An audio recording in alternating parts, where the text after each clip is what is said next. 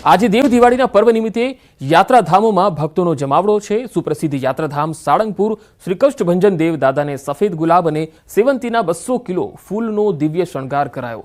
સાથે જ મોટી સંખ્યામાં ભાવિકો દર્શનાર્થે ઉમટી પડ્યા।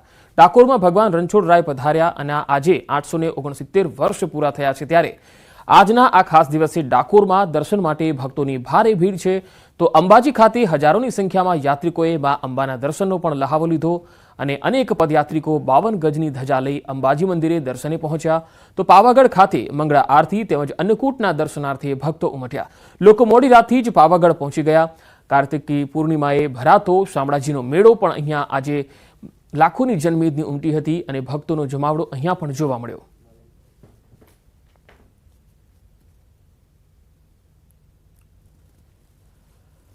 તો આજે ભગવાન રણછોડરાયજીને દ્વારકાથી ડાકોર આવ્યાને 869 વર્ષ પૂરા થયા। 870 વર્ષમાં મંગળ પ્રવેશ થતાની સાથે જ ટેમ્પલ કમિટીએ ભક્તો માટે વિશેષ ભેટની જાહેરાત કરી। સુપ્રસિદ્ધ યાત્રાધામ ડાકોરમાં આવતા તમામ ભક્તો હવે શિખર ઉપર ધજા ચડાવી શકશે। શિખર ઉપર ધજા ચડાવવાનો લાગો 500 રૂપિયા રાખવામાં આવ્યો હતો, ત્યારે હવે સામાન્ય વ્યક્તિ યથાશક્તિ ભેટ મૂકી અને શિખર ઉપર ધજા ચડાવી શકશે। ડાકોર રણછોડરાયજી મંદિરમાં ધજા ચડાવવાનું વિશેષ મહત્વ છે। ટેમ્પલ કમિટીના નિર્ણયને લઈ ભક્તોમાં ખુશીની લાગણી છે।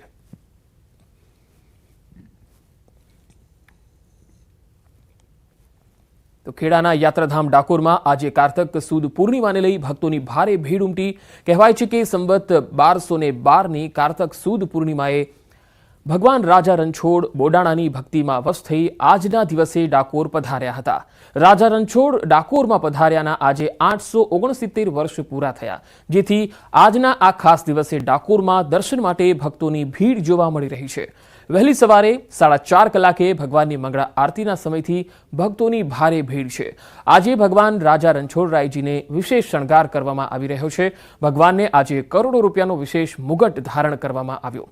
મુગટ વર્ષમાં 3 વખત પહેરાવવામાં આવતો હોય છે।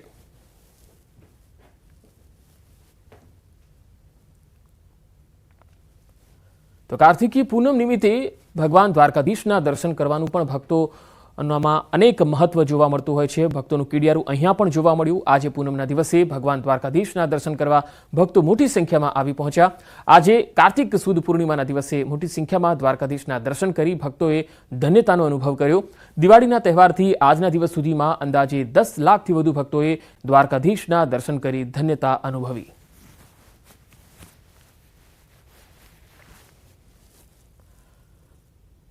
હવે શામળાજીથી જે તસવીર આવી રહી છે તે પણ આપણે બતાવીએ। અરવલ્લી જિલ્લાના પ્રસિદ્ધ યાત્રાધામ શામળાજી ખાતે પરંપરાગત કાર્તિકી પૂર્ણિમાએ ભરાતો શામળાજીનો મેળો અહીંયા ભરાયો, જેમાં લાખોની સંખ્યામાં ભક્તોનો જમાવડો જોવા મળ્યો।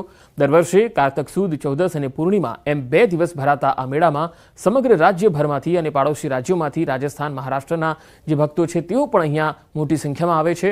વહેલી સવારથી હજારો ભક્તોની દર્શન માટે કતારો લાગી ગઈ હતી। શામળાજીના મેળાના છેલ્લા દિવસે ભક્તો શામળિયાના દર્શન કરવા ઉમટી પડ્યા। હજારો ભક્તોએ નાગધરા કુંડમાં પવિત્ર સ્નાન પણ કર્યું।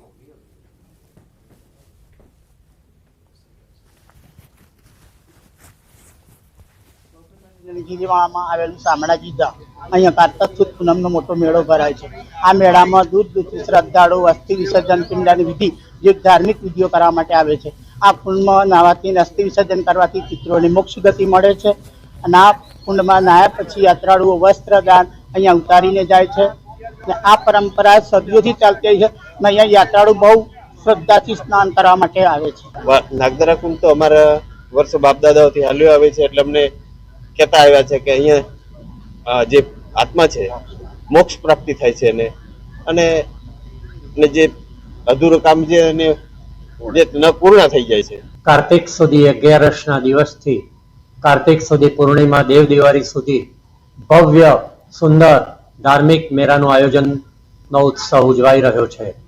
લાખોની સંખ્યાની મેદનીની અંદર ભક્તજનોનું ઘોડાપૂર જ્યારે ઉમટ્યું છે, ત્યારે ભક્તોની શ્રદ્ધા, આત્મવિશ્વાસ અને ભક્તિ સાથે શામળિયો કાર્યો ઠાકોર સર્વની મનોકામનાઓને પરિપૂર્ણ કરે છે। અમારા સમાજના નિયમ મુજબ વિધિ કરી અને અસ્થિ વિસર્જન કરી અને નાગધરામાં સ્નાન કરવાનું કરતા હોઈએ છીએ અને પુણ્ય એમાં નાગધરામાં સ્નાન કરવાથી પુણ્ય મળતું હોય છે। એ અમારી આદિવાસી સંસ્કૃતિની પરંપરા રહેલી છે. અમારા પૂર્વજો પણ આ રીતે અહીંયા સ્નાન કરી અને પુણ્ય મેળવતા હતા અને એના અહીંયા નાગદરામાં જે અસ્થિ વિસર્જન કરવાથી અને પિતૃઓનું મોક્ષ પ્રાપ્તિ થતી હોય છે. તો દેવ દિવાળીના પાવન પર્વે યાત્રાધામ શક્તિપીઠ પાવાગઢ ખાતે વહેલી સવારથી જ ભક્તોનું ઘોડાપૂર ઉમટ્યું. વહેલી સવારથી માતાજીની મંગળા આરતી અને અન્નકૂટના દર્શન માટે કેટલાક ભક્તો રાતથી જ પાવાગઢ પહોંચી ગયા હતા. ભક્તો માતાજીની ભક્તિમાં લીન જોવા મળ્યા. દેવ દિવાળીના પાવન પર્વ પર માતાજીના દર્શન કરવા ભક્તોનું જાણે ઘોડાપૂર ઉમટ્યું હોય તેવા દ્રશ્યો જોવા મળ્યા. ફૂલ ગુલાબી ઠંડીના વાતાવરણમાં પણ વહેલી સવારથી મંદિર પરિસર જય માતાજીના જય ઘોષથી ગુંજી ઉઠ્યું હતું. હિન્દુ કેલેન્ડર પ્રમાણે નવા વર્ષની પ્રથમ પૂનમ યાત્રાધામ અંબાજીમાં પણ અહીંયા માતાજીના દર્શન માટે ભક્તોની ભારે ભીડ જામી. આજે દેવ દિવાળી પણ છે, જ્યારે કાર્તિકી પૂનમે મોટી સંખ્યામાં શ્રદ્ધાળુઓ અહીંયા આવી પહોંચ્યા છે. વહેલી સવારથી જ અંબાજી મંદિરમાં ભક્તોની ભારે ભીડ દેખાઈ રહી છે. અંબાજી મંદિરનું પરિષદ ભક્તોથી ગુંજી ઉઠ્યું છે અને ખાસ બોલ મારી અંબે જય જય અંબેના નાદથી ગુંજી રહ્યું છે. ગુજરાતી કલાકાર કિંજલ દવે પણ માતાજીના આરતીમાં જોડાયા હતા.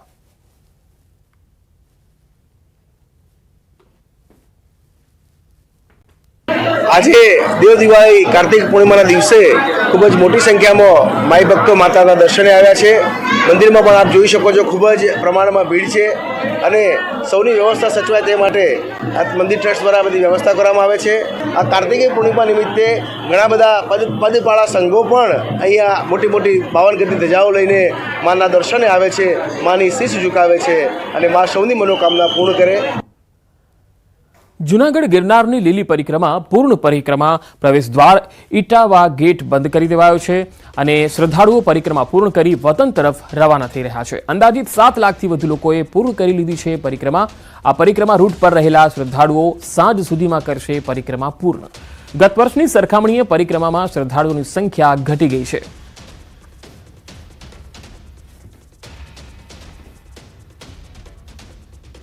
રાજ્યના વધુ સમાચારો પર નજર કરીશું. હાલ રોકાઈશું એક વિરામ માટે.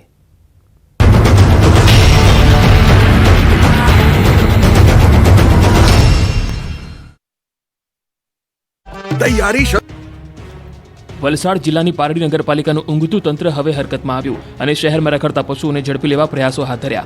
પાલિકાના પશુ પકડવાના આ અભિયાન અંતર્ગત 8 પશુઓને ઝડપી તેમને ઉમરસાડી ગૌશાળામાં રખાયા છે.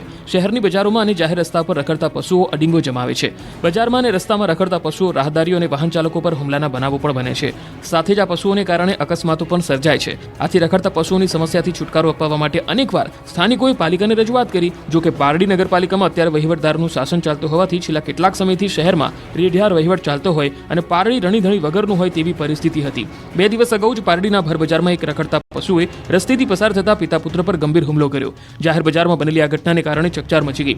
રખડતા પશુના પિતા પુત્ર પર હુમલાના દ્રશ્યો પણ સીસીટીવીમાં કેદ થયા. આ ઘટના બાદ રખડતા પશુઓની સમસ્યાને લઈ લોકોમાં રોષ જોવા મળ્યો. પારડી નગરપાલિકાના રેઢિયાર વહીવટ સામે લોકો રોષ વ્યક્ત કરી રહ્યા હતા. આથી આખરે પારડી નગરપાલિકાનું તંત્ર ઊંઘતું જાગ્યું છે અને હવે શહેરમાં અડીંગો જમાવતા રખડતા પશુઓને ઝડપી લેવા પ્રયાસો હાથ ધર્યા. આ અભિયાન માત્ર દેખાડા પૂરતું ન રહે અને શહેરમાંથી રખડતા પશુઓની સમસ્યાનો કાયમી સમાધાન આવે તે જરૂરી છે. એક તરફ વાવ પેટા ચૂંટણીમાં કોંગ્રેસ મજબૂત હોવાનું પ્રદર્શન કરી રહી છે.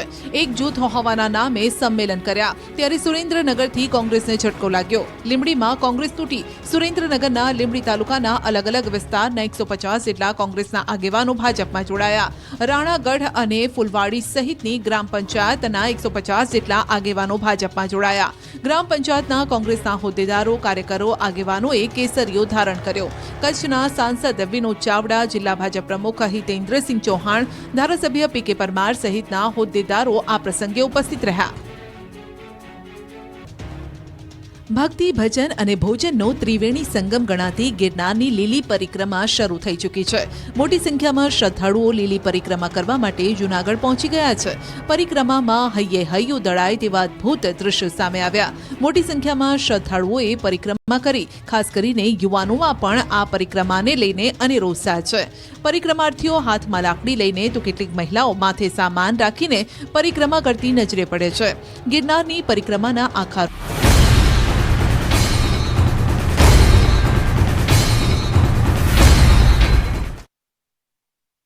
અમદાવાદના ખ્યાતિકાંડ અંગે બોલ્યા હર્ષ સંઘવી. ગૃહ રાજ્યમંત્રી હર્ષ સંઘવીનું ખ્યાતિકાંડ અંગે નિવેદન. આરોગ્ય વિભાગ અને પોલીસ સાથે કામગીરી કરી રહી છે. કડકમાં કડક કલમો આ ગુનામાં ઉમેરવામાં આવી છે. સમગ્ર મામલે પોલીસ તપાસ ચાલી રહી છે. ભાગેડીઓને પકડવા પોલીસની કામગીરી હજુ પણ યથાવત છે. પોલીસ આ મુદ્દે પોતાનું કામ કરી રહી છે.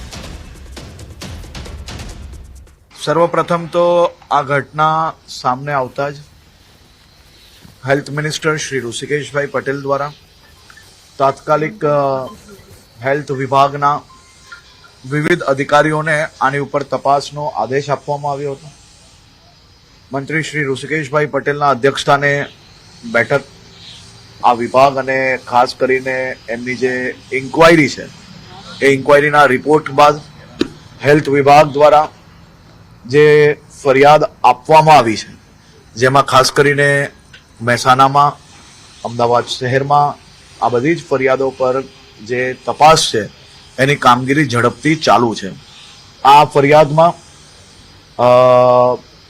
જે કોઈ કલમો છે એ આજ સુધી આ પ્રકારની ઘટનામાં સૌથી વધુ કલમો અને કડકમાં કડક કલમોનો આની અંદર ઉમેરો કરવામાં આવ્યો છે અને નામજોગ બધા જ જે કોઈ આની અંદર કલ્પ્રિટ નજરે પડી રહ્યા છે તમામ લોકોના નામજોગ આ ફરિયાદ લેવામાં આવી છે. કોઈ બી પ્રકારની છટકબારી ના રહે તે માટે હેલ્થ વિભાગ અને પોલીસ વિભાગ એ સાથે મળીને કામગીરી કરી રહી છે અને અલગ અલગ ટીમો જે લોકો ભાગી છૂટ્યા છે તે લોકોને પકડવા માટે બનાવવામાં આવી છે અને એ ઝડપથી પકડીને આ લોકોને કડકથી કડક સજા થાય તે માટે હેલ્થ વિભાગના માર્ગદર્શનમાં અને પોલીસ વિભાગ સાથે મળીને કામગીરી કરી રહી છે. રિલાયન્સ ફાઉન્ડેશનની વાર્ષિક કહાની કલા ખુશી ફરી આવી રહી છે. શાળાઓ અને આંગણવાડી કેન્દ્રોમાં બાળકોને પ્રેરણા આપવા બાળ દિવસ નિમિત્તે પહેલ શરૂ કરવામાં આવી છે. મુંબઈમાં ગુરુવારે બાળ દિવસ નિમિત્તે એક સરકારી શાળામાં આ પહેલ કરાઈ, જ્યાં રિલાયન્સના 400થી વધુ કર્મચારીઓએ સ્વૈચ્છિક રીતે 3800 બાળકોને વાર્તાઓ કહી. ઉપરાંત આઉટડોર અને ઇન્ડોર ગેમ્સ પણ રમાડવામાં આવી. આગામી થોડા દિવસોમાં સમગ્ર દેશમાં આવા ઘણા સ્વયંસેવકો બાળકો સાથે જોડાશે. બાળ સપ્તાહ દરમિયાન આ પહેલમાં અંદાજે 1100થી પણ વધુ આંગણવાડીના બાળકો અને 22,000 બાળકો સુધી પહોંચાશે. આ પહેલનો ઉદ્દેશ બાળકોના સંચાર કૌશલના નિર્માણ કરવાનો છે. રિલાયન્સ ફાઉન્ડેશન વંચિત સમુદાયોના બાળકોમાં આનંદનો માહોલ ફેલાવવા માટે પ્રતિબદ્ધ છે અને બાળકોને સંલગ્ન કરવાની પ્રેરણા સાથે વાર્તા કહેવા અને કલાને જોડવાનો આ સઘન પ્રયાસ છે. તો બાળ દિવસ નિમિત્તે રિલાયન્સ ફાઉન્ડેશનની આ અદ્ભુત પહેલ કહાની કલા ખુશી ફરીથી આવી રહી છે, જેમાં આંગણવાડીના બાળકોને સંચાર કૌશલની ભાવના કેળવાય તે માટે ખાસ ગેમ્સ રમાડવી, તેની સાથે સંવાદ કરવો. સપ્તાહ દરમિયાન સમગ્ર દેશમાં હવે કર્મચારીઓ આવા બાળકો સાથે જોડાવાના છે.